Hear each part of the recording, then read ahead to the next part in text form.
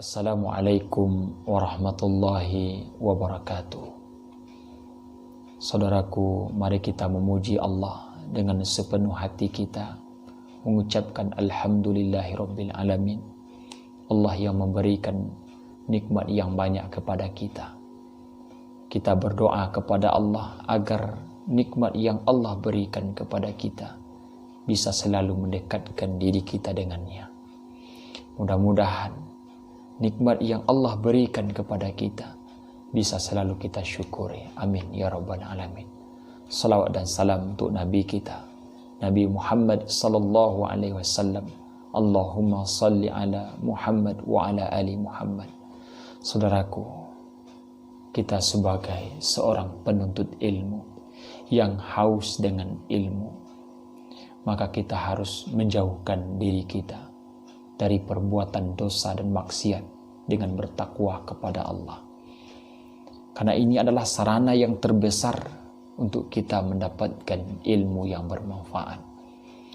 Karena itu Allah Subhanahu wa taala berfirman, "Wattaqullah wa yu'allimukumullah wallahu bikulli syai'in alim."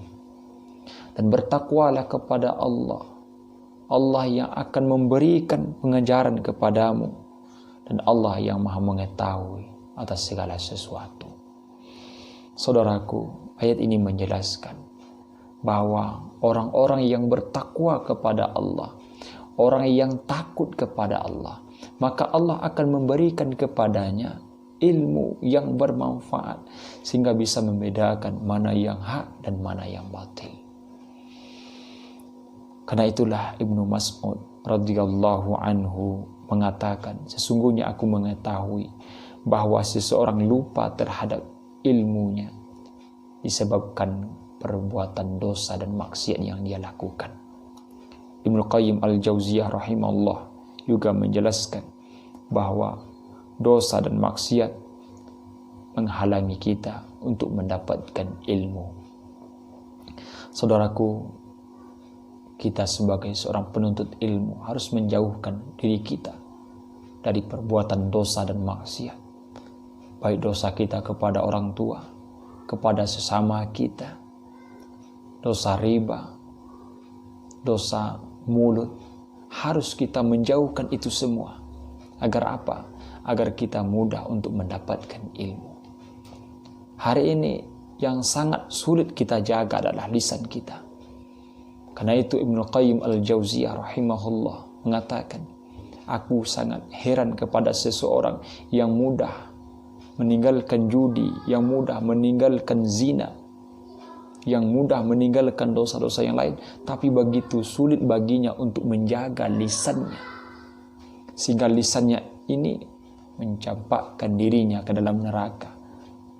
Saudaraku yang muliakan oleh Allah Subhanahu wa taala, karena itu jagalah lisan kita.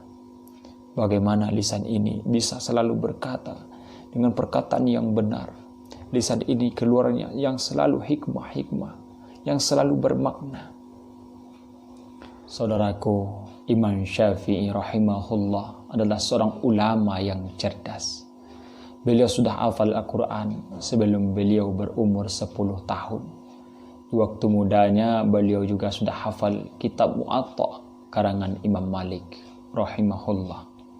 Meskipun demikian, beliau juga mengeluhkan jeleknya hafalan beliau kepada gurunya Imam Waqi'. Maka Imam Syafi'i berkata, "Syakautu ila Waqi' su'a hifzi fa'arsyadani ila tarkil ma'asi fa akhbarani bi anna al-ilma nurun wa nurullahi la yuhda li'asi." Aku mengadu kepada Imam Waqi' tentang jeleknya hafalanku. Ia membimbingku agar meninggalkan maksiat, karena ilmu itu adalah cahaya, dan cahaya Allah tidak akan diberikan kepada orang-orang yang berbuat maksiat.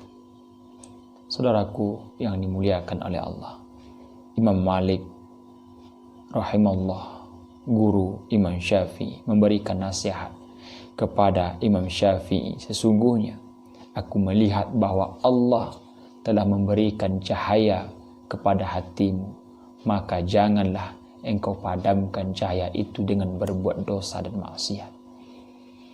Saudaraku, kita sebagai seorang penuntut ilmu yang berjuang untuk menuntut ilmu, maka bersungguh-sungguhlah kita agar kita bisa meninggalkan dosa dan maksiat. Kalau seandainya itu terlanjur kita lakukan, maka bersungguh-sungguhlah kita bertaubat, memohon ampun, beristighfar kepada Allah Subhanahu wa taala. Mudah-mudahan Allah memberikan cahaya kepada hati kita sehingga kita bisa mudah menerima ilmu yang disampaikan oleh guru-guru kita. Mudah-mudahan bermanfaat. Assalamualaikum warahmatullahi wabarakatuh.